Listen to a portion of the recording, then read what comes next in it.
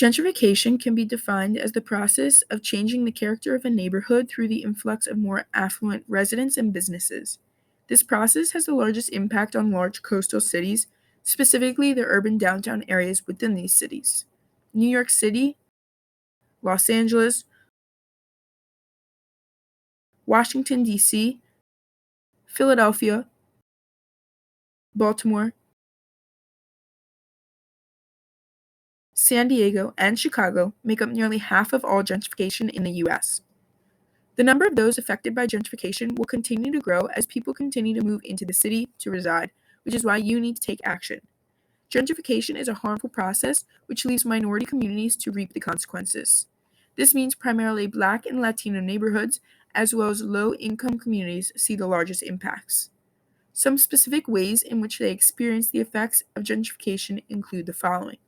It tends to cause rent and home prices to skyrocket, which leaves many low-income families in a difficult situation. The rising rent and home prices creates a waterfall effect that leads to a multitude of other problems, one of which is the displacement of disadvantaged families.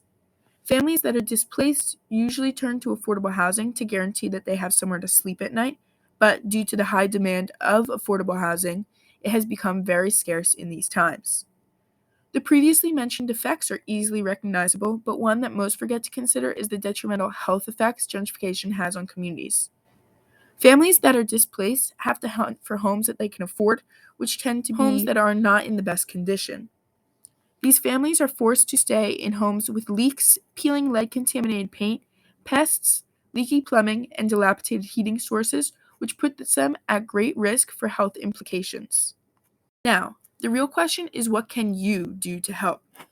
There are obviously solutions that require approval and implementation by the local government, but there are things you and your community could be doing to reduce the problem. Community-based organizations and banks could partner together to encourage equitable development. It would aid minority communities in understanding how to properly handle their money, and it would allow them to see that their community is advocating for them and cares about their well-being. Communities could also look to offer opportunities that unite the community to help mitigate the effects such as segregation that may be caused by urban renewal. There's a program known as Community Development Block Grant, which provides funds to help promote community building activities.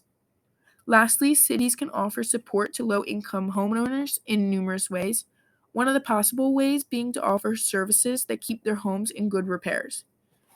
Groups could go around to the dilapidated homes and help fix them up to ensure that everyone in the neighborhood has somewhere safe to sleep at night. I want to see you take action. We all need to act together in order to fight the effects of gentrification.